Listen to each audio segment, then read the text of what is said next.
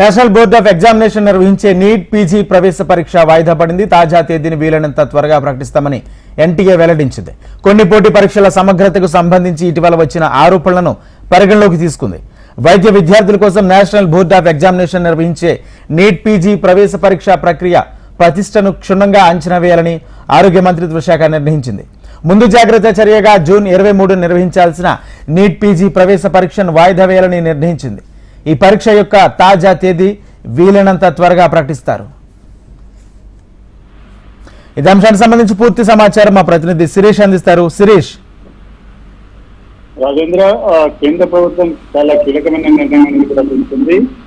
గత నెల మే 5వ తారీఖున మే 5న దేశవ్యాప్తంగా దాదాపు 4,500 పైగా సెంటర్లలో నిర్వహిస్తున్న నీట్ పరీక్ష, నీట్ యూజీకి సంబంధించిన పరీక్ష ఏదైతే ఉందో అది లీక్ అయినట్టుగా, పేపర్ లీక్ అయినట్టుగా పెద్ద ఎత్తున ఆరోపణలు వచ్చాయి. ప్రస్తుతం దేశవ్యాప్తంగా దీనిపైన దుమారం లేగుతోంది. సో ఈ నేపథ్యంలో ఈ నెల 23వ తారీఖున రేపు నిర్వహించాల్సిన నీట్ పీజీ పరీక్ష ఏదైతే ఉందో దాన్ని వాయిదా వేస్తున్నట్లుగా కూడా కేంద్ర ప్రభుత్వం ప్రకటించింది. ముందు జాగ్రత్త చర్యల్లో భాగంగా ఈ నిర్ణయం కూడా తీసుకుంటున్నట్టుగా కూడా కేంద్ర ప్రభుత్వం ప్రకటించింది. అయితే కొత్త తేదీని త్వరలోనే ప్రకటించే విధంగా ఏర్పాట్లన్నీ కూడా చేయబోతున్నారు.